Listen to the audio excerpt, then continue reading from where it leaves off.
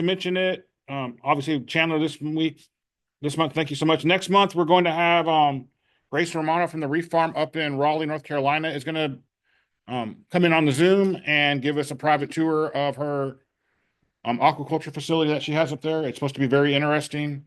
I know Helen and Rick know her and had wanted me to try to get her in for a while. So we kind of wanted to do a go up and see the place, but it's 5 hours each way. So that makes for a really hard club ride. So then in April, we have Bobby Miller, also known as Humble Fish. He is probably the premier fish disease quarantine expert that is publicly available. He'll be speaking, and you can keep paging down there. We've got lots and lots of people, including, I can't believe it, but Mr. 17,000 gallon Andrew Sandler will be speaking in the fall. And these guys going to be bringing stuff to sell? Most of the people I've been able to line up are willing to do it because they can do the Zoom and do it remote. So, No. Whether they send us something that we can raffle off or whatever, I can't speak to right now. I'm just happy that they said yes. So, I've got more people I'm working on lining up. I've kind of backed off a little bit since we've got the first half of the year booked up, but if you want to speak to the club, because we always try to do club members first, please let me know. The second half of the year is basically wide open. So I want a huge thanks to James. We did a group buy on cleanup crew with JDC Corals up in Spartanburg. Also, I mean, it's even bigger thanks to them for doing it. James took it on himself yesterday to go up there and pick it up since my schedule got jumbled up today. So those of you who have an order, we'll distribute it afterwards, but thank you very much, James, for doing that for us. Wanted to drop the idea. I know that shoot, what's that? Live Aquaria, there we go. They always have those food packs that run like a dollar or two, but it's like $40 to ship them. Thought maybe see if there's interest in doing a group buy where it might be like if it's two, it might be $2.50 or $3 a pack, so we can make sure we build in to cover the shipping. But cheaper than any of us going and buying it as one off. So raise your hand if you might be interested in doing that. And all right. $10 at Petco. Yeah. So all right, I will look into that and we will get that set up for try to do it for next month. So We pay by PayPal or what? yeah, we can do the PayPal thing again. That worked pretty good for everybody. So that For me. well, you finally got it set up. It was just your bank was being obstinate because you're a new PayPal user. Every time I tried to put money onto it, it said fraud alert, fraud alert. Then it let me put a little bit of money on, and then I tried to put more on, and it said fraud alert. I'm like, Yeah, it's like, we can put the credit cards. I was using my Oh, yeah. debit Visa. Yeah, I think it was because you were new account and trying to do it. It's a Northern Bank. If I can give you a little bit of advice, don't use your debit card connected to it, get a credit card attached. They will, if somebody gets a hold of your debit card, they will clean out your bank account and you have no recourse. Yeah, Just, like a low limit credit card with like maybe $2,000 limit on it. just. Oh, if that's low limit. Well, it's something you can. Yeah, I got you. Yeah. That's the limit for the freshwater side. For the saltwater side, we need a $10,000 to $20,000 limit so we can have some fun. Just joking there. I tend to use Venmo or Cash App. My Yeah, primary. Yeah. Just That works pretty good. Yeah, we're trying to be careful as the club because some of those apps, the Yes. clawbacks are easier and quicker. And so to get someone who would choose to do something malicious, we try to run on a shoestring budget here. So for those of you who aren't members, CMAC-SC.org is our website. On the front page at the bottom. Actually, where is my mouse? There it is. I had a quick question about, membership. Oh.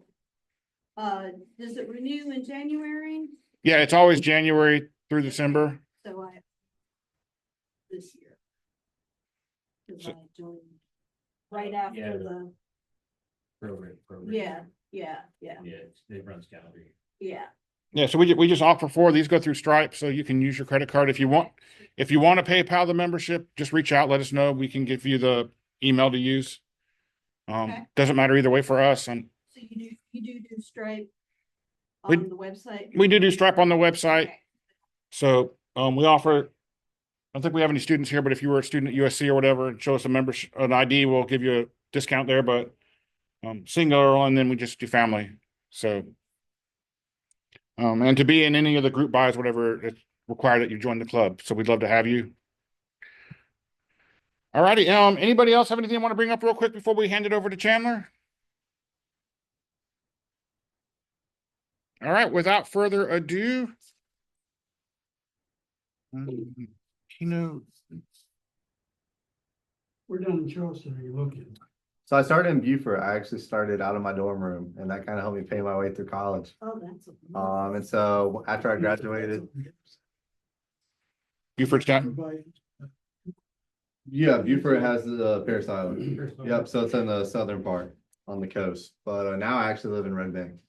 Yeah, that's pretty much where I grew up. So we moved back there, bought a house versus trying to buy a 600 plus thousand house. in Beaufort. Shows. No, so we're huge online. I'd say we're probably the biggest Zoanthid retailer online currently in America. So we ship to America, Canada, we can export. So if you do online, if we order locally, we pick up. Yeah, and I give local discounts too. But yeah, we don't have a brick and mortar, it's just a building on our property with a bunch of raceways. Yeah, I got some stuff from them late last year, and we met in the Walmart parking lot there in Red Bank, basically. So Yeah, quick, easy. What is your site again? it's lowcountrycoralboys.com. Okay. All right. So without further ado, thank you so much, Chandler, for being willing to talk, and let's learn more about zoanthids. Hopefully. So this is going to be more like I don't really like doing presentations where I do all the talking. I like to, gauge with what you guys are thinking. I feel like asking questions is the best way to learn. And even for me, you guys might bring up a point that I'm not thinking of. So that being said, this is going to be more of like a questionnaire, and there's going to be a lot of information, a lot of science. So if you guys aren't understanding anything, or a small enough group, just stop me. We got plenty of time. So feel free to stop me at any point and ask me a question, or ask me to go a little deeper if you guys want more information. So what fuels zoanthid growth? This is the main topic I'm going to talk about today. I feel like it's one of the most opinionated topics in the industry, is not particularly zoanthids, but what fuels coral growth in general, right? Everybody has their own opinions on their secret to, growing SPS, mushrooms, whatever it is. If you've been an established reef for long enough, you swear by a certain method, whether it be feeding, whether it be whatever. Chandler, can I jump in for 1 second? Yeah, of course. Those of you on the Zoom, we cannot see the chat, but if you have a question, please drop it in the chat. And once we shut down the presentation, we will go back and answer any questions from the remote people. Yep. All right, so there's going to be some kind of questions I'm going to lead with, and then I want to gauge your opinions on it. So do you guys have any clue on how zoanthids get nutrients? Feel free to shout it out. Okay, that's a good answer. Phytoplankton. Like. Yeah, yep, that's the main one. Fish poop. Yep, essentially, yep, nutrients in the water. Anybody else got any ideas? No? So yeah, so pretty much all of you guys are right. So the first question is, how do they get the nutrients, right? So zoanthids get over 90% of their nutrients from their dinoflagellate symbiote called Zoanthid, which is an algal. And what that's doing is, capturing light, and then turning that into food via photosynthesis, and then giving that to the zoanthid. So the zoanthid itself is technically not doing anything in that process besides being a host. So it's kind of just benefiting off of the algal symbiote doing all the hard work. Now that other 10% the zoanthid's actually going to be doing on its own. So it's going to be, getting nutrients through the water column. Most oceans have strong currents regardless of the time of day, season. So there's going to be constant water flow coming across that polyp. And that's how a lot of corals get their food, catching plankton and stuff. They got the sweeper tentacles. Like Pectinia, they have huge sweeper tentacles, and that's allowed them to catch stuff. How much particulate intake do zoanthids have, other than just absorption through the water? How much do they actively feed? So zoanthids, funny enough, I read a study a year ago, and I think it was studying the Hawaiian polyps. And had a camera or something where they were monitoring, and they've actually never been found to actively feed in the wild. So it's kind of what so they have a gastrovascular cavity I'll talk about later, but it's kind of whatever they're kind of getting as they're respiring, quote unquote. That's how they're gonna get it. They're not, palliate though is they do active feed. That's why they had the longer tentacles. They can active feed, but zoanthids really have never been seen in the wild to do it that I know of. And I've personally never seen them do it in my systems. So that's the kind of a difference between zoas and pallies as well. So the zooxanthellae live in the zoanthid's tissue layer. So it's kind of like a tattoo that does work for you and gives you food. And it's funny enough, I saw where somebody had created a solar panel tattoo yeah, I'm like, I don't know what you could use it for, but I mean, it kind of works in the same way for these guys. It's kind of like they live in the tissue layer and they provide all the food for it. And that's what gives the zoanthids all their color, right? If they didn't have any zooxanthellae, they wouldn't have any color. They'd just be random brown globs. They probably wouldn't even exist because then they wouldn't be getting any food. So the zooxanthellae uses the light to generate food through photosynthesis, just like a plant would. It's an algal species, so obviously it's gonna photosynthesize just like a plant. Do they have a particular light spectrum that they? So really, I mean, and that's one of those things where it's super opinionated. A lot of people swear by a lot of different spectrums and a lot of schedules. I'm stupid simple. I run pure blues, no whites, no reds, no greens, just pure blues at 10 hours a day at 40% on my 26s across all my raceways. And that gives me about 100 par. And that's what I'm looking for to keep those polyps nice and big, not shrunk. Yep. Found some cheap blue 420 nanometer. Yeah. Ribbon LED, and I ran that around the edge of my 400 and my 125. And when that's on, they're just crazy. Yeah, they do really well around that spectrum. But like I said, a lot of people have different spectrums and different schedules they swear by. That work for a mixed a mixed. So, I mean, if you have SPS, definitely not, because I'm probably getting around 200 par at the surface level. And a lot of acropora species, thrive over 250. So no. So for a true mixed reef with SPS, no. But you could bump that. You just have to play with the zoanthids spacing a little. You say 200 par, what's, forgive my ignorance of, Yeah. of 200, what's the par? So go ahead. The strength of the light at various levels in the aquarium. We have a par meter here in the club. You can rent. It was just not Abbreviation. yeah. It is, but I completely can't think of it. Synthetically active radiation. That's right. Thank you. Whether it's the deeper you go in your tank, the quicker it disperses because of the Blue density, versus yeah. red. blue versus red and the qualities of water. Yep, exactly. Thank you, Chris. Okay, because I was like, par, I know a lot of other things, but I do know, but I have heard the term photosynthetically active. Yeah. Yeah, I'm horrible with acronyms, so never count on me to remember them. New return, so even in the early 2000s, we didn't talk about it because we ran VHO, T5. Oh yeah, Exactly. LED, Exactly. not LEDs, but on metal halides and some that's be what careful my- about it. y'all just ran hot and bright. Yeah. Watch. Yeah, exactly. Now it's- That's where I come from, is the days of VHOs and metal halides. Man, I could heat my house. Oh yeah, I could heat my house with winter. yeah, yeah. That's what my. I bet it does. 8-way T5s. So how can you help use zoanthids obtain even more nutrients than they're already getting to get that extra boost? So this isn't going to be some groundbreaking discovery, right? I'm not telling you any new information. I'm just telling you information that's out there that you can apply. So these are the effective methods I've found and that I implement every single day in our systems. Like I said, this is all a super touchy subject, as you're going to get every reefer with their own opinion. If they do something good, obviously they're going to be proud of it, and obviously they're going to have their method that works, just like farmers. Every farmer has their own method to their madness. So every reefer has their own opinion. These top 4 things is what I found works best for us in my 10 years of doing this, and it's temperature. That's the first one. Amino acids, potassium, and iodine. So those are the four big ones that I focus on in our systems.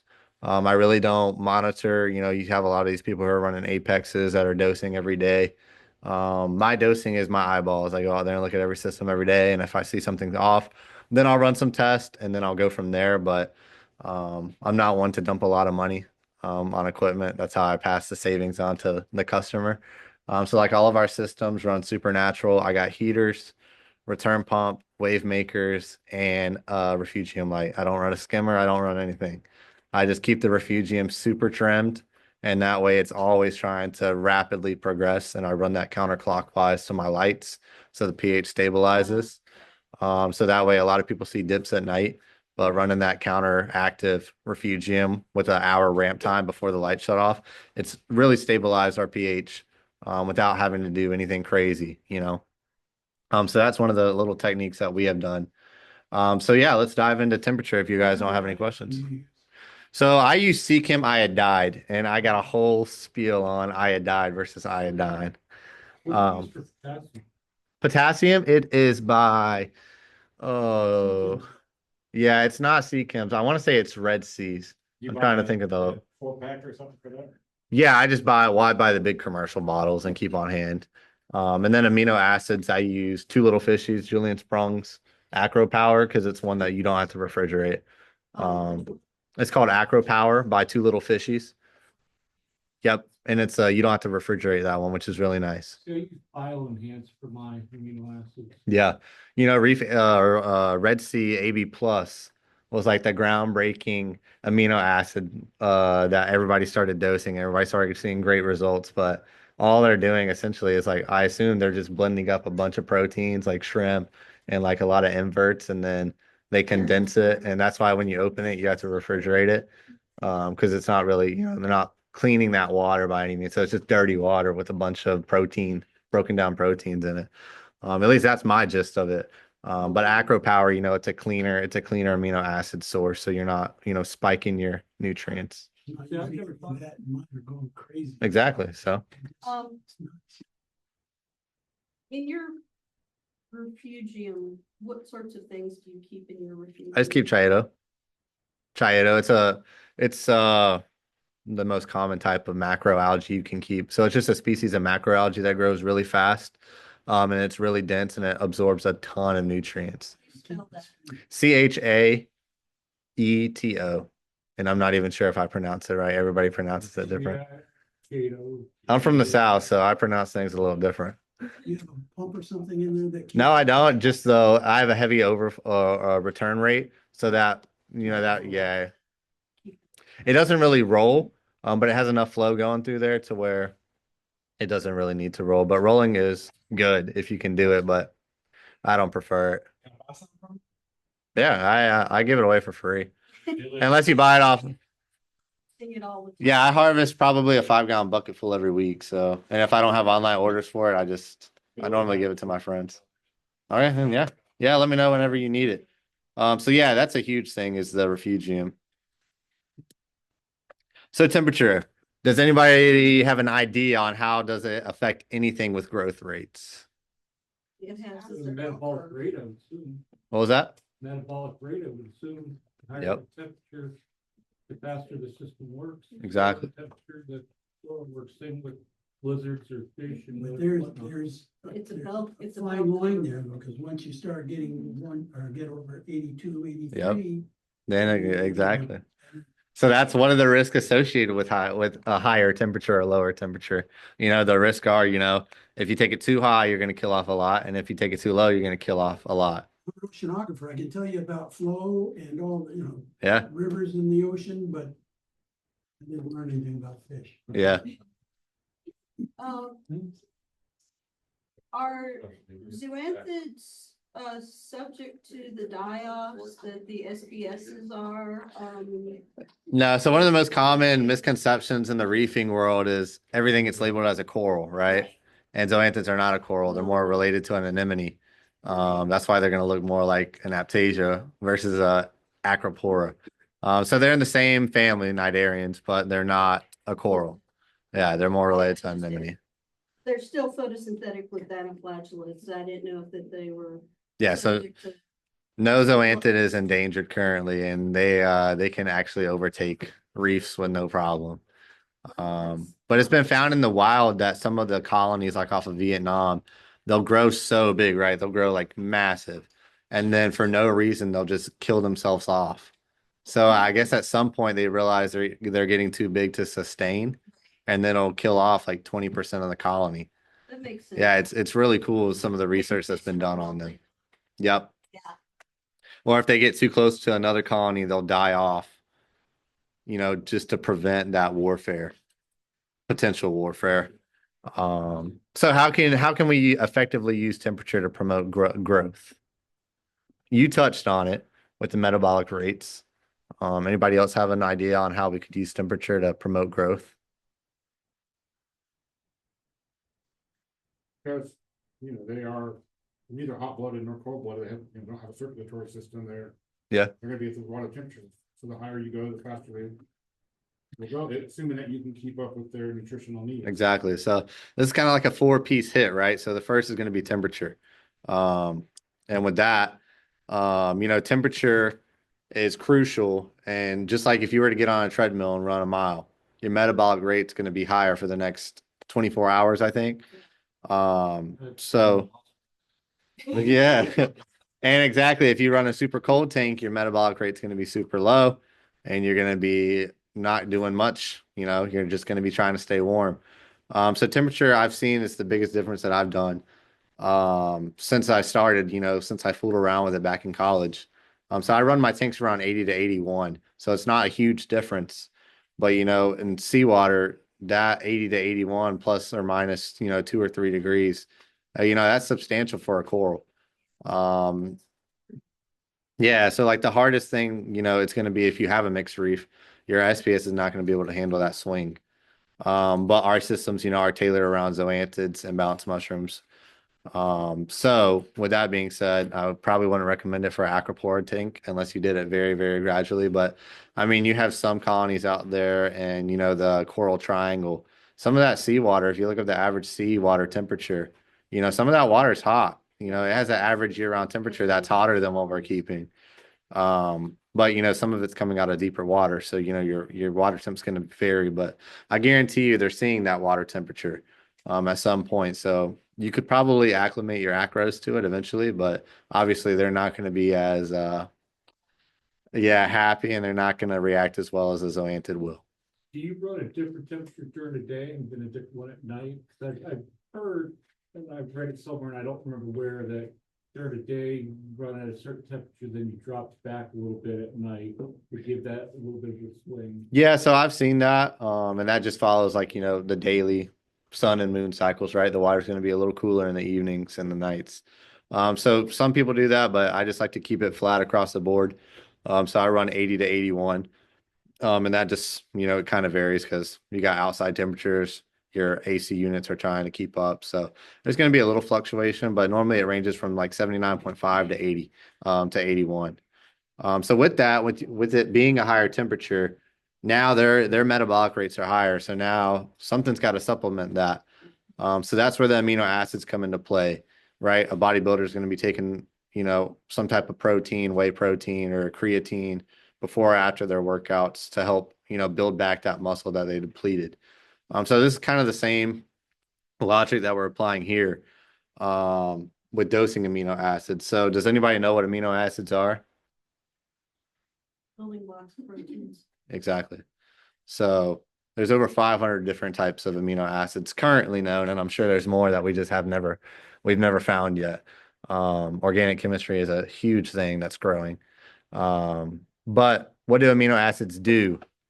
They help build the protein chains, which in other words, helps build your muscle. But it helps in growth in general, right? It helps in tissue growth. It helps in, in Zoanthid's case, they asexually reproduce.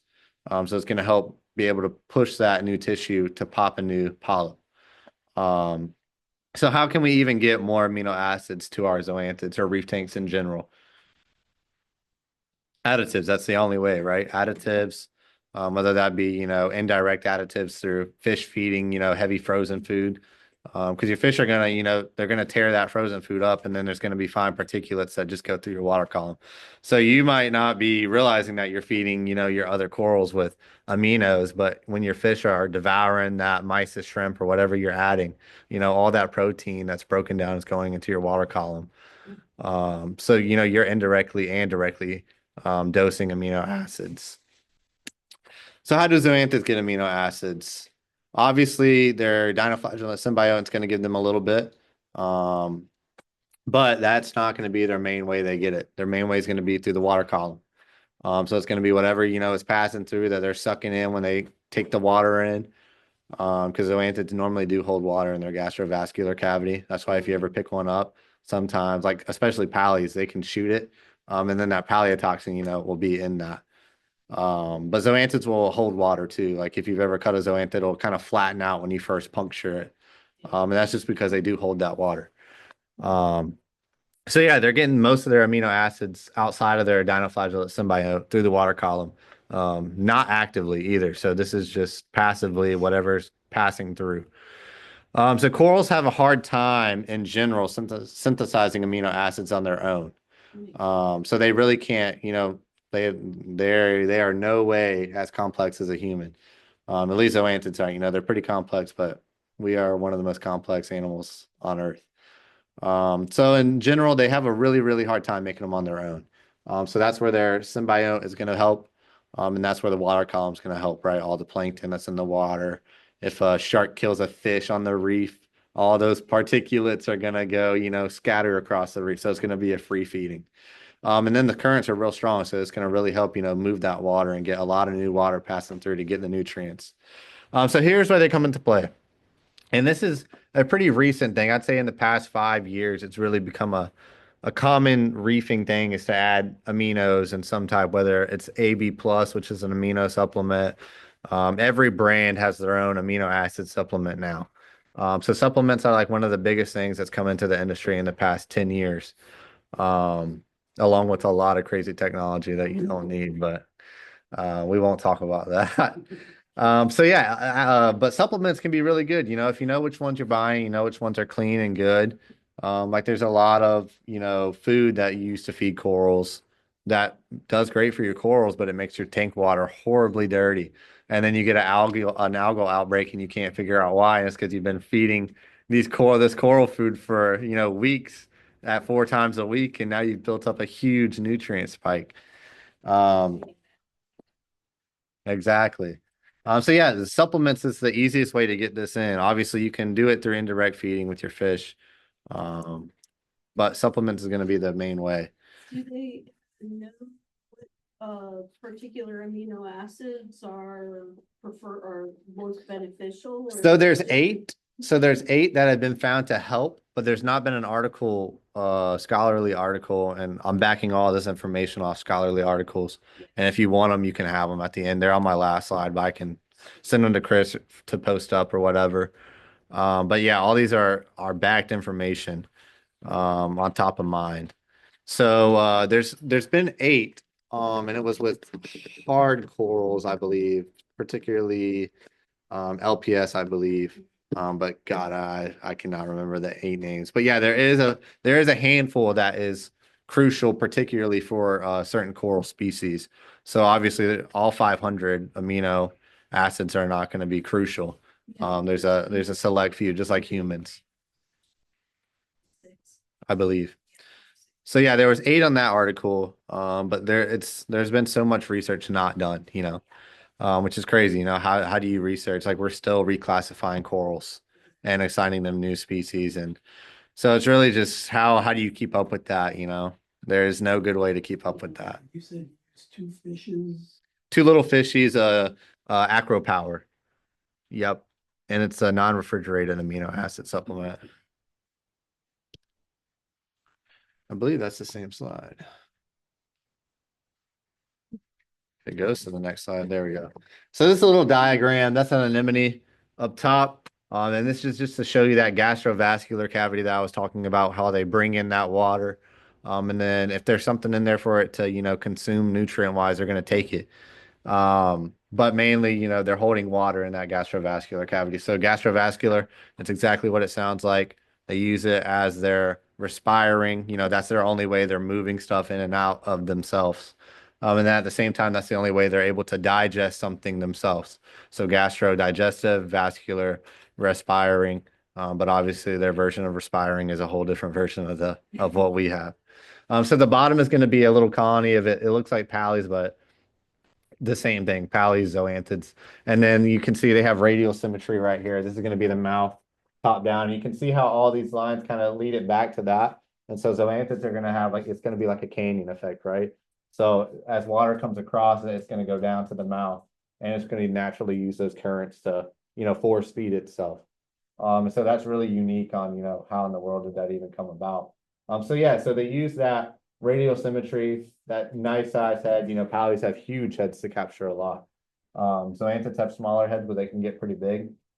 But yeah, they essentially use that to kind of direct the water flow into their gastrovascular cavity to process, any nutrients in the water column. Is great.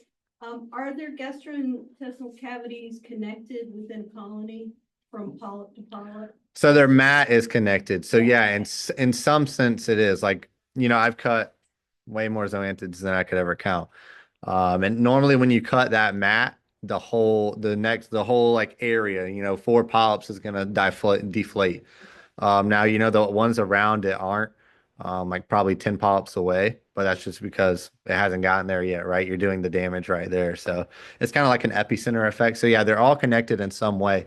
And they share nutrients, and I would assume they share nutrients through their connected mat as well. I'm positive they share nutrients. I'm sure there's an article on that. But the funny part is nobody really researches zoanthids, because they're not a coral species that's endangered. So why? They're just there and they're doing fine. Nope. So there's no reason to look into them. Exactly. Cuts in. Yeah. Area eventually heals. Yep. Yep. Is there anything you need to watch for, any bacterial infection? Yeah, so it can get bacterial, and so I do an antiseptic iodine dip after I cut it. And then if I'm doing heavy cut sessions, I'm running it on a saw. Like if I'm making, sometimes I'll make 1,000 frags in a day. So if I'm doing that saw, if I'm making a couple high-end frags off my colonies, I'm gonna do by hand a razor blade and bone cutter. So Stick to the other frag. So I very rarely cut the direct mat. A lot of people just take that razor blade, go out at a 45, and you can scrape that mat off without, damaging the polyp. But then, you got all that fresh tissue now that's exposed. So I try to cut only whatever it's growing on. So tiles, frag plugs, ceramics, right? And then I normally like to take the saw and just run it right through the connected mats, because that's going to be the least traumatic area. Right. If you want to get cut, you want to get cut on a finger, right? Not on a main section. So that's kind of like their main section, but they don't technically need that, right? Every polyp can sustain itself. So you'd rather do damage to where it's connected versus you cut the polyp right where it's doing all of its hard work. So yeah, I use bone cutters, scalpels. Very rarely do I do the tissue cuts. I like to just cut one nice clean cut through, the mat where it connects. So this leads us into our next one, from amino acids into potassium. So potassium is one of those things where it's kind of finite, and you might not see that much of a difference with it, but it really does help us with our color. We get tons of compliments on our coloration of our zoanthids. And potassium's a huge player in the role with the process of breaking down stuff and leading to nutrients from photosynthesis with the algal symbiont. So it's mainly a way to help boost your zooxanthellae. It's not going to be blowing up your growth rates or anything. It's just going to give them that extra boost. Like if you were to take a vitamin, it's going to be like that same effect. You're just giving it an extra boost. Would the potassium benefit the rest of the corals that you have as well? Or? Yeah. Oh yeah, definitely. Yeah. All corals need potassium. It's a trace element that hardly anybody tests. But yeah, hardly anybody tests for it because it's kind of minute. And very rarely does it get low enough to be a cause for concern, but I just like to keep mine slightly elevated. Now granted, if you go too high, it could be dangerous. But most of the time it doesn't ever get low. Like if you're doing water changes pretty regularly, it's never going to get low enough. Because potassium, salt, seawater, it's going to naturally be there. I'm just elevating it slightly just to give those corals essentially like a vitamin boost. I missed when you said what brand of potassium you use. So right now I use Red Seas, I believe. Let me look up the picture. I use so many different ones. Yeah, I use Two Little Fishies, Acro Power for aminos. I use CMAC's iodide for iodine. And then let's see, I believe it's Red Seas, potassium. Use a potassium test kit or just ICP? Yep, potassium test kit. The hardest test kit I will say to test is your iodine because you have to make your own reagent and then do it. But it's actually pretty accurate. A lot of people say they have a hard time with it, but I tried using RDI water at first. It didn't make a good reagent. And then I switched to just regular bottled distilled water, and it makes a perfect reagent every time. And like it's pretty accurate for, a manual test kit for iodine. Because if not, you're gonna have to do an ICP test or something fancy to measure that. What test kit do you use for the iodine? It's gonna be CMAC's. Yep, CMAC makes it, and then they sell the Test kit yep. for it. Yep, so it's going to be Red Seas potassium supplement. And it actually comes with a lid that you can hook it right into a doser. So if you figure out your consumption rate, then you can just plug your little hose line on and it sucks it right up. So right now I'm currently not measuring it. Before it was just slightly elevated by like 0.2. So it's very finite. Like you don't want to go super heavy. You just want it to be enough, like a vitamin, right? A vitamin's not going to make a difference over a day, but over the course of your lifetime, it's going to be beneficial. So you're really like very minute because you don't want to go too high. Potassium. Yeah. Potassium is like 400, right? Milligrams per liter. Usually like 400.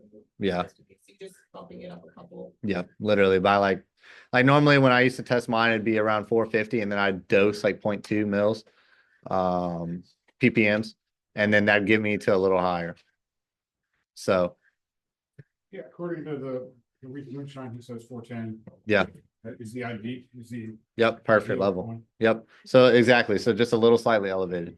So that kind of matches what Reef Moonshiners did. So you really don't have to dose it because it's so concentrated. The dosing, like Red Seas it's pretty much liquid, pure potassium. So you don't have to dose that much. Like if you put on a doser, you're dosing a mil or less, a day, just to keep it slightly elevated. So yeah, Reef Moonshiners is pretty spot on with that. Are you dosing it, Dan? So I currently am not on my systems, but that's just because I just set the new systems up. And so I only have 2 established systems right now. And so I don't like to dose anything until I get a baseline. So then when I get the baseline dosers, but before that, before I moved everything to the building, yeah, I was dosing it every day. The only things I'm dosing currently still are going to be amino acids and iodide, and then the temperature play.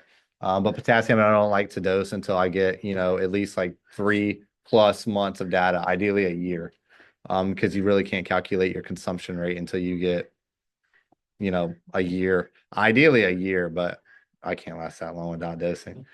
So, yeah, so ideally the longer the better, get baseline data for it.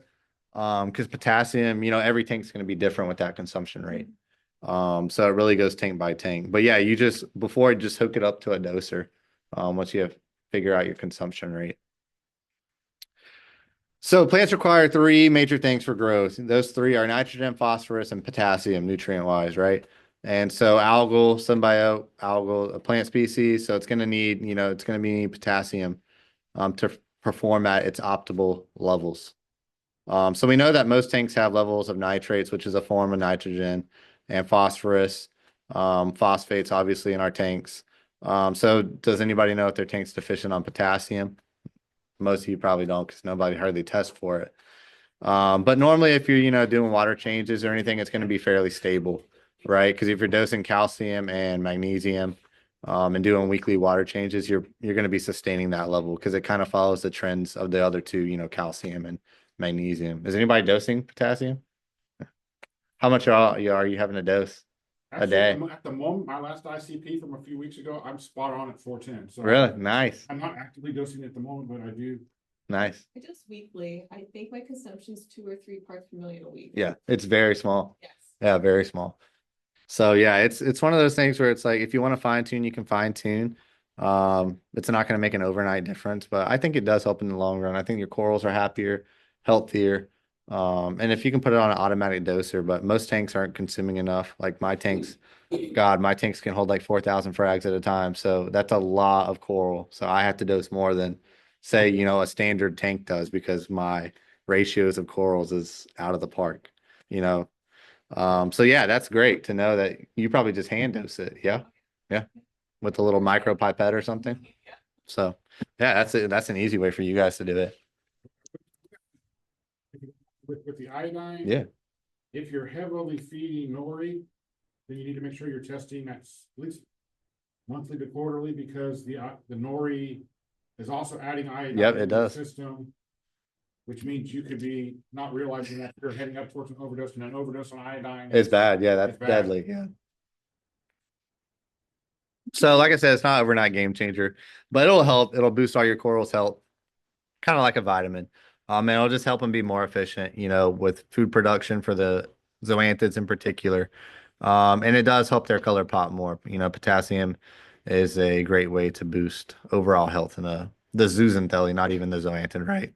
It's all about boosting the worker, not the owner. So the next is going to be iodine, right? So this is a super, super controversial subject, and it's been like really popping up popular in the past couple of years, I'd say, with a lot of people dosing it. So does anybody know what iodine does for coral? I know it does for him. Yeah. So does anybody know the best way to dose it back into your tank? The iodide is a dose it daily. Iodide or iodine? Iodide. CCAM. CCAM, Yep. It's more stable or Yep. less like.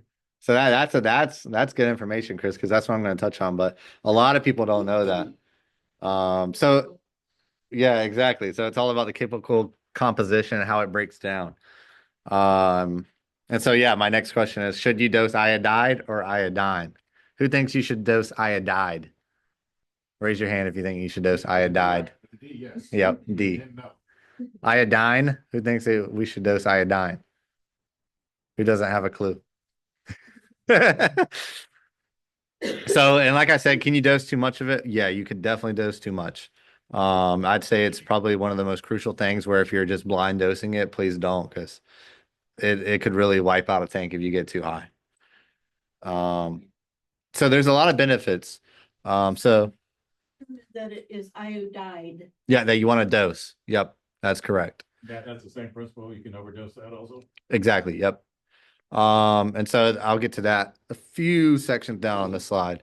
But they require iodide. It's a huge essential nutrient and the synthesis and process of photosynthesis for the zooxanthellae. So that's why a lot of these like big Zoa guys swear by dosing, iodine once a day. A lot of them dose Lugal's iodine. A lot of zoanthid freaks dose that. Which is interesting because at first I was like, when I first heard about that, I was like, I use that as an antiseptic, when I'm cutting my zoas. I don't like dosing iodine directly. But it promotes zoanthid growth as well as improving coloration of zoanthids. The biggest thing with that is I would say you're going to notice growth rates improve a lot over the course of dosing this. And it's a super crucial role for soft corals, specifically zoas and pallies as they consume a lot of it. Like my tank, my vats that are full of it, I need to dose almost a mil a day. On a micropipette, I hand dose a mil a day. But granted, that's like probably tens of thousands of polyps. And so, those guys are consuming that super fast. Like it's probably making it to the first 10%, and then the other guys don't. So I like to dose it in different places throughout the week in the systems. Because my flow, It's a long raceway, so my flow is coast to coast. So if I dose it at the top of the raceway, it's probably going to get wiped out in that water column by the first half of the zoanthid. So, well, yep. So the other time I'll dose it on the backside, and then I like to mix it up.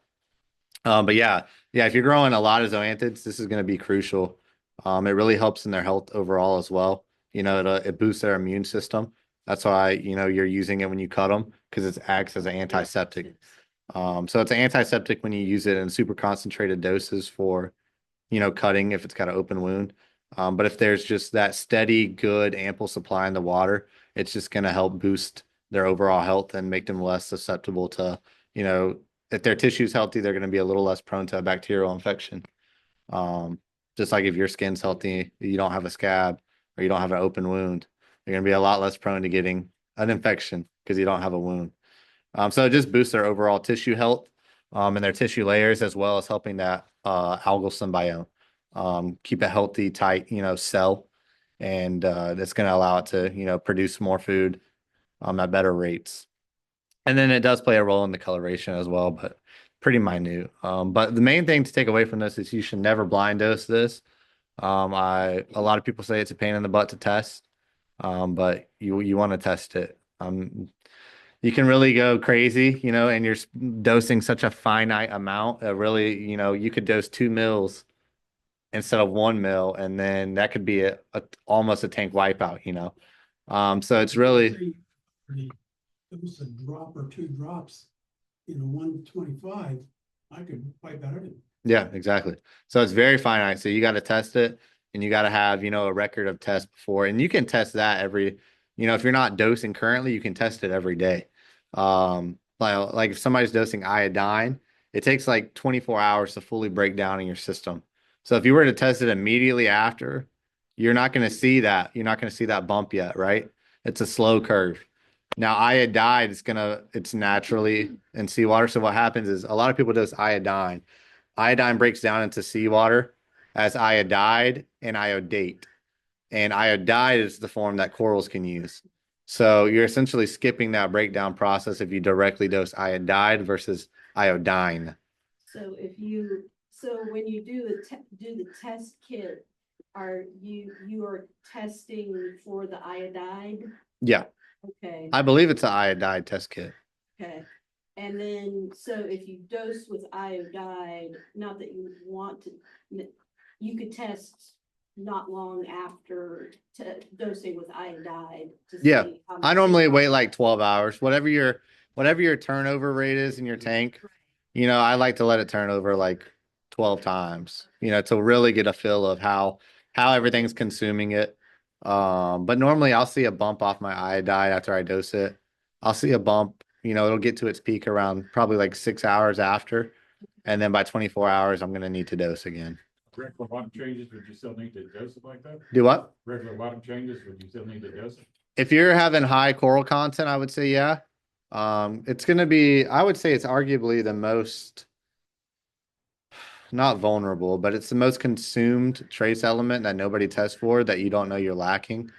Now, granted, if your corals are happy, and you're not really trying to boost growth, if you're just happy with your tank and it looks good, don't bother with it. Why do that? But if you're a guy like me who's an aquaculture farm, you want to get as much production as you can and the happiest and healthiest corals that you can.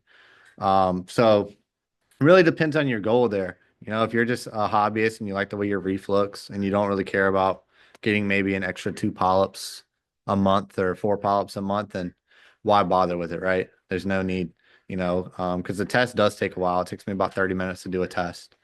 But then when you get to the level of I am of like my systems, I know what they consume. I'll test it like once a week just to make sure I'm on par. And then if I see the numbers off, I'll go in and test it 3 times a week. And then if that number's off, then I know I got to go back test every day and then change my dose rates. But right now I can dose 1 mil a day, and that's in a micro pipette. And so it's really easy once you get a baseline for it. But if you don't have like a million polyps like me, you're probably not consuming that much. You could probably test once a week and, hand dose it and you'd be fine. It's like carbon will take a lot of iodine. Yep. Out of your tank too. So if you run Yeah. carbon a lot, you're more likely to be deficient in iodine. Yep. Yeah, that's true. So yeah, a lot of people dose, Lugol's iodine solution. But you really want to dose iodide. That's the form the corals need. That's the only form they can use. Iodine just breaks down in seawater to iodide and iodate. So why would dose iodine when you can go straight to the usable source and have a faster consumption rate, because your corals are going to be able to use it as soon as it hits the water, all of it. So they're going to be able to consume it a lot quicker.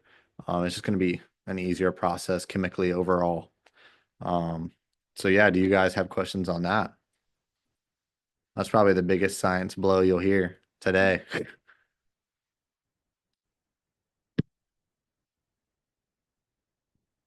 So with all this, right? If you're looking to grow, more polyps, as many as you can, how like what are you growing that for? Are you growing it for your satisfaction? Are you growing it to sell to a local fish store to trade with another hobbyist? What's your end goal with trying to, boost your growth rates? Is it satisfaction? But there is ways to profit. So when I first started my company, I launched a coral buyback program. Um, I have a huge rule where I don't ever want to buy from the wild. Um, the wild stuff's just not that healthy. Every now and then, I'll bring in something wild if it's really, really cool, but it has its own system, I'm never mixing with aquaculture. And it stays in that system until it does become aquaculture, right? Until it grows and produces and fragged. But the main thing is the coral buyback program. It was to encourage, I started this in high school.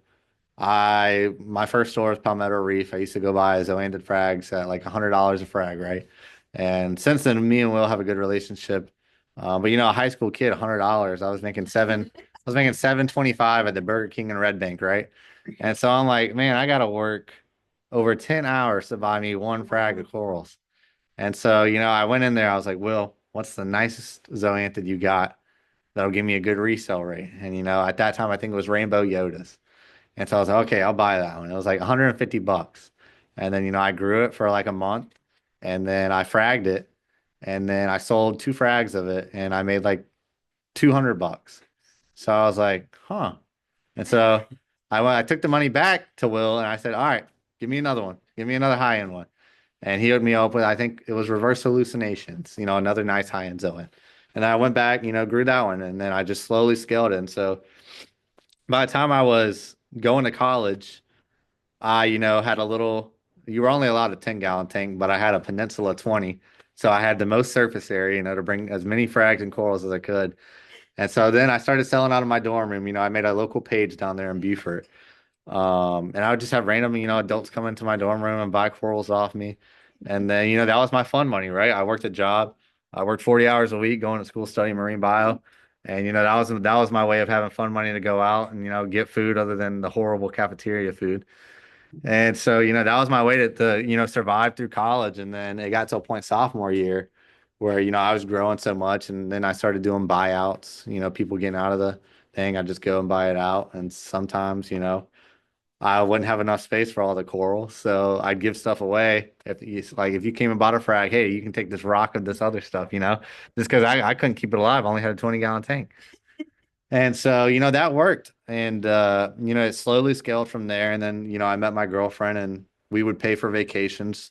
So, like, we wanted to go to Tampa, junior year in college on summer break. And so, I was like, I sell locally. Let me join every major city's reefing page on the way down there on our route. And so I lined up orders in every city on the way down. And we cleared like $5,000 on the way down there. And so I was like, man, there's something to this, right? I was 20 at the time. I graduated when I was 21. Yeah, yeah. So I was like, okay, there's method to this madness. And then I graduated. I was living in Beaufort doing offshore. I developed offshore sensors to compete with the commercial sensors because if anybody doesn't know, anything commercial in the science field that the government's paying for is going to be ridiculously high for no reason. So uh yeah, so yeah, exactly. So they were offshore sensors that just were data loggers, right? And they would measure salinity, temperature, how clear the water was. Um, and then we were adding chlorophyll sensors as well to get a feel for the phytoplankton Yeah. concentrations. But yeah, I developed those from the ground up. I was using Arduinos. And that was really cool. I did that and I got a grant to do that 6 months after I graduated. So I was living in downtown Beaufort doing that. And I was making like 20 an hour, which is pretty good. But downtown Beaufort, if you don't know, is insanely expensive. That whole area, there's nowhere affordable to live down there if you're making 20 an hour. So after my 6 months, I had a renewal option and I decided, I was going to turn that over to USCB and trust, my professor, Dr. Petty is a great guy, to carry it on. And so I moved back home. And at that time, my wife my girlfriend at the time had convinced me, you should launch, a legit company and do corals, like a website. And so I was like, you know what? I was working at the lab the first half of the day, and then I was working at Moe's the second half of the day. And I was like, man, I'm just getting beat up, and I love what I do with the corals. And so I was like, you know what? I'm just gonna do it. And so I quit Moe's that day without even launching the business. Because I was still selling on the side, right? I didn't have a business, but I was still selling as a hobbyist. And so, I quit Moe's that day. I went and did all my business licenses, made my website, and then, it's really all about who you put yourself around. And so my girlfriend at the time was an amazing supporter. And we've stuck it out through a lot. And so we moved back to Columbia. I had a great opportunity to help lead a restaurant launch. And so I got a job making like 60K a year. And so I bought a house. And so as soon as I had the house, because everybody tells you when you own a business, you can't buy a house because it's, you got to use your business income in the first 3 years. You're not making crap and your business. And so, I made enough. We bought a house. And then as soon as we bought the house, I was like, all right, we're going for it. And so it'll be 2 years ago, I went to it full time, and now it's a very large six-figure company. So with all that being said, I couldn't do it without hobbyists like you, right? Like my biggest grower is a hobbyist out of Texas, and arguably, I'd say he makes more money doing that than he does at his 9 to 5. So he makes a lot. So right now I used to grow everything myself, right? And now I still grow stuff. But I specialize in growing the super high end stuff, right? The stuff I can't just go out to a hobbyist and, buy in bulk. And so I'd say I grow about 20% and then hobbyists around the country grow the other 80%. And so, I say I'm not going to buy 10 frags from you at a time at a cheap price. It's got to be a price, a wholesale price, right? That I can make money on. So what you're going to do is you're going to get 50 frags, 100 frags ready for me. And then you'll make 2,000 to 3,000, off of, 100 frags. And then I think that comes to normally if it's a cheap low end Zoa, I pay like $10 a frag, right? And so if you got 100 of those, that's $1,000. And then I send you everything you need with a video and step-by-step instruction on how to, like you guys are local, but most of the people who grow for me are not local. And so I developed a kit that I send you that comes with a YouTube video on how to pack everything to my specs and send it back to me. And it's normally a very successful success rate besides, when UPS messes up. But I mean, what can you do on that? But, so it's a great way, a lot of people use it. Some guys only sell to me like once or twice a year, to fund a big new project on their tanks. And then some guys are doing it as like a full scale, side business. So it's really a creative way. Zoanthids are the fastest growers. I would arguably say they're the highest demand over the course of the reefing industry. They're the easiest beginner corals. They have every color you can imagine. And they're pretty easy, for the most part, they're pretty easy. So there's always a demand, right? And our company's still growing, by double almost every year. So it's like the demand is not slowing down, right? The economy is a little slow right now. But when you're doing stuff and you're selling it at good prices, and you're doing good business, I think it stands, and that'll always grow. But yeah, the reason I'm saying all of that is, I've learned my quote unquote secrets to my success. And I don't have that many local growers, you don't have to worry about shipping or anything, it's pretty much guaranteed income. And like you can trade with other hobbies, you can take it to fishy business, take it to Palmetto Reef, anybody, it's your way of funding it yourself, Exactly. Yeah. If you can sell 100 frags a month and make $1,000, you can buy whatever corals and fish you want, So it's like one of those things, I mean, you can get a magnetic frag rack that holds 40 frags and takes up a quarter of your tank, right? So it's just really on, what you want to do. But yeah, that's a great way that a lot of people don't think of is, I went into life thinking, how can I get everything I want as little as possible? I didn't come from a lot of money. I didn't come from parents who were filthy rich. We made it well, and we lived in Red Bank, South Carolina. So well in that term is well a whole different well than, living in a city, right? But I love Red Bank. It's booming over there now. It's almost like a big city now. Yeah, it's booming. It's an amazing state to live in. So with that being said, I had the mindset of how can I, afford what I want with as least of my money as possible. And that was what growing Zoanthids did. And that taught me a lot in life. So, I mean, obviously I'm probably the youngest guy in this room. But most of my sellers are, people my dad and mom's age that are guys just, they want to buy an OG bounce mushroom, but their wife is like, you're not paying $500 for a mushroom. But now, now they're growing zoanthids and selling to me, and then, they're having enough money to give to their, to their wife and their bank account. And so the wife doesn't care if they buy a bounce mushroom. So it's a really cool, unique thing where it's like, the more I grow, the more I'm going to be able to help people, right? And that's what really I founded this on was like my target goal is like I speak to a lot of high schools and I try to teach like Chapin High School. I'm going and speaking there in 2 weeks. But yeah, that's my biggest thing is like trying to teach the younger generation that you can do something on your own, right? You don't need mom and dad or a TikTok. You can actually do something for yourself other than a 9 to 5. And if you do something you enjoy and you do it well, it will grow. The money will come, right? If you do something well and you do everybody right, it will come. So yeah, I'm always looking for new growers. Obviously there's no pressure if you do it with me or I don't care. The basic premise is buy it. You Exactly. throw them out in the tank, we frag them, mount them. Yep. Frag plugs. Yeah, and then if you ever have any issues, like normally I replace it, like a lot of my growers, like if they lose like a high end, like Grandmaster crack or something, I'll be like, well, I've made, you've made a lot of money off me. I've made a lot of money off you. It's a beneficial. I'm going to send you a new one, that way you have it, you can start growing it again, and then we can get back to that business. Question going back Yeah. to chemistry, water parameters and stuff like that.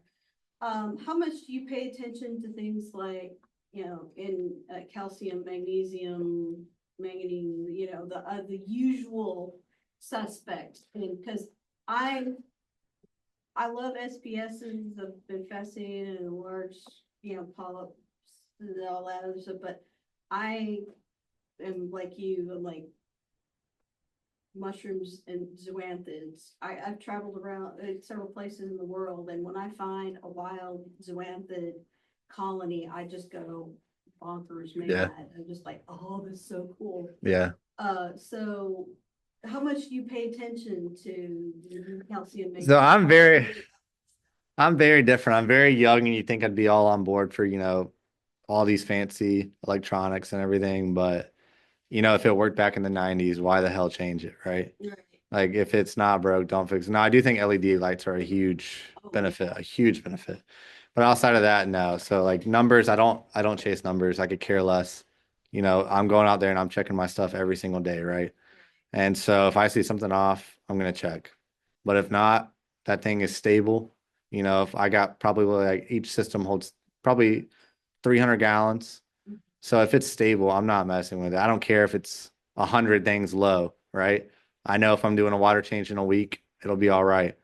I like very, very stable parameters versus, oh, it dropped a little, let me dose. So like I don't have any doser set up besides when I dose potassium, right? And potassium is normally pretty minute. Like on a smaller system, you don't have to have a doser, right? You could just hand dose it. But on a big system, it's easier. It's easier to put it on a doser. But as far as like calcium and magnesium, no. But I also don't have, any corals that are really consuming like major consumers like acros and your carbonate skeletons, they're going to consume a lot more. So that's where it's like a lot of coral companies don't specialize in stuff, right? And they do everything. Well, the logic was you can't do everything great. You can do it well, but you never can do everything great. So I specialize in zoanthids and mushrooms. So what I'm doing versus what a mixed person is doing that's bringing in all this stuff from the wild and, acros, zoanthids, all their stuff's going to be alive and probably somewhat happy. But when you have systems dedicated to the species, it's a lot better. And I think that's what's really helped us grow is, our zoanthids. We've had 4-day delays before and they still arrive alive. And I think that's just from that, it's tailoring to them. What do you run your pH at? Whatever it comes out of the tap and goes through my RDI unit at. Okay. No. You don't care. I mean, obviously. Normally your salt buffers it. Yeah. You don't like No. watch pH, decay, all of that other stuff. No, I'll test it once every like 6 months just to get a baseline. But yeah, but other than that, I could care less. Where they thrive best placement wise in a tank. So my raceways are 14 inches high and I have my racks 4 inches off the bottom. And I run my lights. Coral tank. So you would probably, unless you're blasting light, probably sand bed to mid-level. Depends on how hard you're blasting your light. Like my light's pretty close, but I have them turned way down. So it really just depends on your depth and how strong of a light and what percentage you're running it at. But as far as numbers go, yeah, I don't really chase anything. I believe if you chase something, you'll either get caught or you'll catch it. So either way, that could go one way or the other.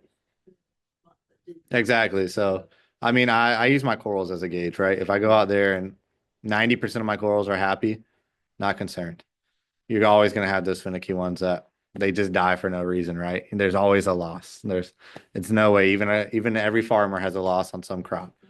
So it's really just, getting that loss as less as possible. But I just look at my corals, if they're happy, I'm happy. And if they're not happy, I go through the things. So, checking my heaters, checking the stuff that I can control, right? And then if it's something in the water, if it's a nutrient problem, I'm not going to go, I gotta fix this immediately. Let's just add everything I need, If it's, God forbid, if it's ever been low, it's a stable staircase dose to get it back to where it was. But in my 10 years of doing that, I only had to do it when I was a hobbyist working out of 20-gallon tanks. So when you get, large volumes of water, Right. so stable. How often do you do water changes? So my shipping system, I'm topping off with salt water, 3 times a week. With our other systems, I do 2 weeks, every 2 weeks, or whenever I'm home from an expo. If I got a clear week like this past week, it was like a week, but I was like, I'm going to Cleveland next week and Dallas the next, Minnesota the next. So my logic is, go ahead You and got time back to do back, it. go ahead and do it. But yeah, normally it's like every 2 weeks. And that's just to keep it somewhat clean, but keep that You water fly or slightly drive? dirty. Both. I try to fly. But yeah, if it's over about 7 hours, I hate driving. My time's money, so I'll pay a little more and hop on a flight. But yeah, we normally fly. We're flying to Cleveland, Ohio, Minneapolis. There's no way I'm driving to that. And then Dallas, yeah. So we try to fly for the most part. Flying's way easier. You do any supplemental feeding like refroids or? So funny enough, I just bought some coral cane from Will Harris, and I'm only testing it with my mother bounce mushrooms, just to see if it makes any difference. But as far as the stuff that I propagated, I'm trying to sell, no. Just because, I mean, when you're feeding 4,000 zoophags, that's just going to dirty my water so fast. So for a home tank, like every once in a while I do some refroids and I actually see the zoas, closing Yeah. up, which, appears of their Yeah. eating, right? Yeah. The only thing you have to be careful with that is like once they're like after an hour or after 30 minutes, there's still food on there and you leave it on there and the flow doesn't kick it off. That's a bacterial bloom just waiting to happen on that polyp. So that's the main thing. That's why I don't like dosing it, because it's like I'd have to go in there and pipette 4,000 frags. But yeah, I just started testing it with my big mama bounce mushrooms. And they've reacted pretty well to it. So I'll probably continue feeding my mother colonies. But zoanthid wise, I probably won't. But mushroom wise, yeah, I think they benefit a lot from feeding, especially the big mamas when you got a Frankenstein bounce this big, it's definitely going to need a boost, something. So yeah, that's helpful. Do you cook fishing with your frag tanks, or Do what? do you have fishing with your frag tanks? I do. Yep. They're all my employees. But yeah, I normally keep bristle tooth tanks for algae control. and wrasses. God forbid I ever get like red planaria, you know, the wrasses will eat those. And then God forbid a nudibranch, but normally all that comes off. I have a very strict dipping regimen. So we haven't ever had an outbreak. I had outbreaks when I was in college with the 20-gallon tank because I didn't know anything, right? A year or two in. And they didn't really have that great of dips back then. Back then it was mainly Bayer, you know. Everybody used Bayer, but now like I swear by Coral RX. I love Coral RX. It really helps in like some hobbyists won't scrub them. You know, some hobbyists will have an algae outbreak and they'll still send them to me. And I'll be like, you know, what the heck? But normally Coral RX will weaken that algae so much. And then when you add it to your tangs will nip it and then it won't be able to come back. And normally it cleans it up on its own. But yeah, Coral RX actually helps with nudies too. Obviously eggs, that's a whole different ball game. But like one guy, he raises Bergia in his tank, and I always tell him, you know, I can't take the risk of not dipping your stuff just in case. But I hate to see, you know, I'll have like 30 nudie or 30 Bergias fall off in my dip. And I'm like, you know, I hate to see that, but it's like I still don't want to take the risk, right? Now, if somebody wanted to dip their toes into being a grower, what is the minimalisticness that they have to do to get set up? Dude, I ran a 6-figure company out of a low boy tank for the first 3 years of my company's history. So you can do it at any size, you know, at any size. It's all about like you can get a custom tank made for anything. Like my show tanks are 24 inches and I have them 4 inches deep. They hold 4 gallons of water. I can throw them in any suitcase or acrylic. They can get dropped. They don't break. And, you know, I can hold in that small of a tank, 24 inches by 4 inches by 19 inches. I can hold 360 frags in each tank. Wow. So it's like, you know, that's all you could ever. I'm not selling 600 frags at a coral swap. So, I mean, it really just depends, man. There's so many options out there now for all these custom tank manufacturers.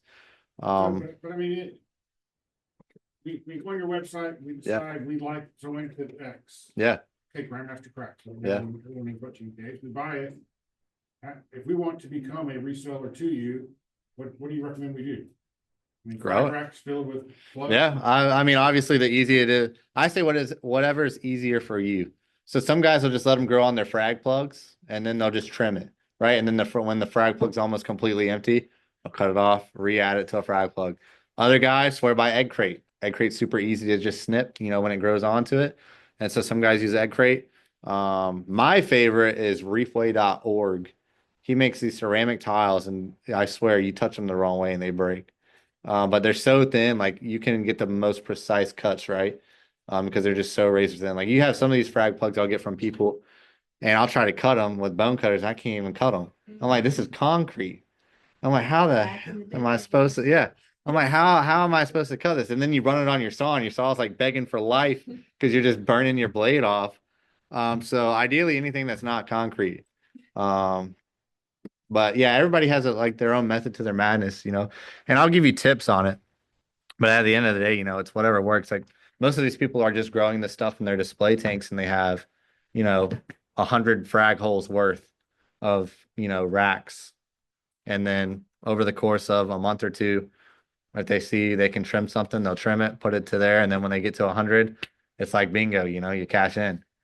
And then some guys, you know, like one of my best guys in Texas, he just recently talked his wife into letting him get an actual tank dedicated to my stuff just because, you know, we're doing so much business.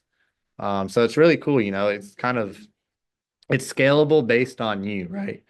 And you know what products you grow, right? If you're growing stuff that I don't have a demand for, like Pandora Zoas, right? Those are worthless, right? I can't really sell those fast. So it's really like if you want to strategize what you want to grow, that's really where I can help you. But as far as like setting up a system, any system works. It's just how good you set it up, right? And how good you run it. So it's like any farm. There's tons of different types of agriculture. It's whatever works for you. Yeah. Ka-ching, I could actually, you know. Well, yeah, that's what That gives me an excuse to get another tank. Yeah, exactly. The wife says I can't have another tank unless she gets a pool.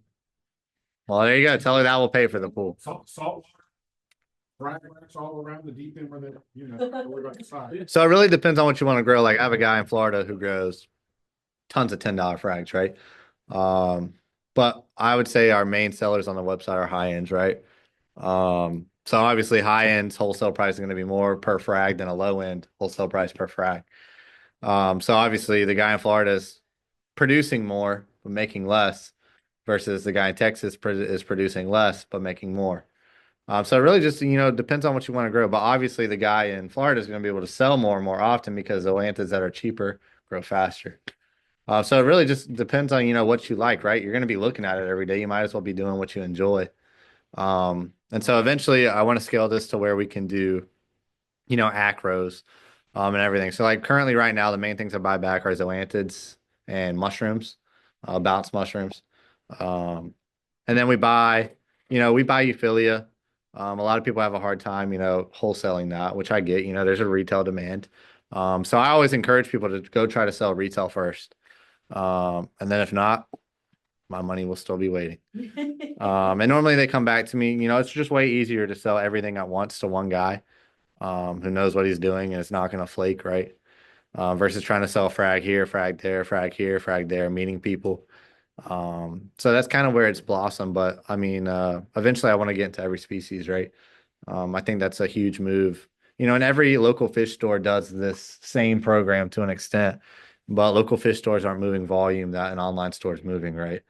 I'm turning over like probably 500 frags a week, shipping. And then the wholesale side, I sell to local fish stores around the country. That turnover rate's even insanely higher. So like with that, this isn't a new concept. I'm just globalizing the concept, right? Yeah, exactly. And there's so many people out there, like people in Red Bank, I bought a Powerball bounce colony off of a guy in Red Bank a couple years ago. So it's like there's so many things that are in people's tanks that are worth so much money that could help somebody pay a bill to keep their lights on and that they can grow more of. And that's what's really just motivated me to keep growing is, I'm helping so many families stay afloat in hard economic times, right?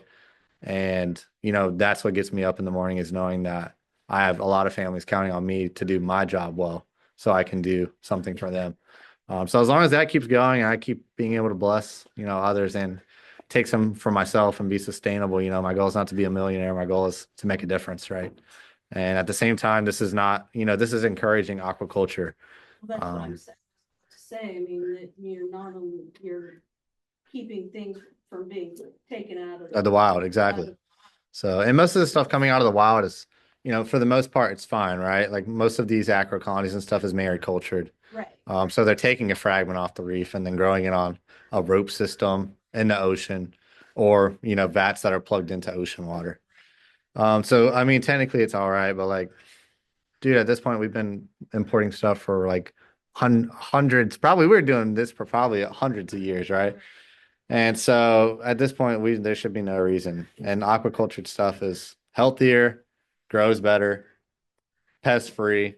If your tank is pest free, it's just exactly. It's just overall a better. You might pay a little more for it, but you know what you're getting every time. There's no question on health and quality. So overall, it's just a really great concept that I don't know why other online stores don't do this. I mean, there's risk involved, of course. But like what I do, like anybody who ships to me and we have a DOA, that's UPS's fault. I'll give them half their money back and gift cards to me. So, you're still getting something where versus most stores are like, screw you, screw you. Like even with like nowadays, most online stores, if you have a DOA that's UPS, or even if it's their fault, they're like, we're not doing nothing. What are you going to do? You live halfway across the country. What are you going to do? And so that's not how I do business, right? So yeah, I like to make right, but you guys would just be driving and meeting. So, and the local hobby here used to be huge, right? When I was a kid in Palmetto Reef first opened up, it was huge. And this club used to be huge, huge. And I'd like to see it get back. This club I used to buy used equipment off of Randy, when I was in high school. So this club has helped me a lot of the ways. And I think, a lot of you guys could benefit from that growing, especially because it's fun, A grow tank is just fun because it's like I don't know. I have a make money mindset. A lot of people, enjoy it. I enjoy it, but I'm also like, how can I pay for my, my next bounce mushroom? So it's a lot of cool ways to get involved and do a lot of stuff in the hobby. So Last question. Yeah. Flow rate in your tanks. not that high. I mean, it's a good turnover rate just because I got to get water 8 feet down. So it's not SPS rate, but it's medium. But you could get away. Zoanthids prefer a slower indirect flow. But obviously when you're working with 8 feet of water, you got to move it downfield. Yeah, exactly. So yeah, it's pretty simple. And then these are those references to a couple of those scholarly articles I referenced. If you guys want to read any of those, I can send them to you and you can post them up. Okay, can we post the slideshow up? Yeah, of course. Yeah. So yeah, we'll just put the slideshow up in. Makes it even easier. Yeah, of course. Thank you guys. See, did anybody? Oh, here. I don't know how to work that. I'm not technologically advanced anymore. Too old. I am. That sensor was about the last of me. I have my oldest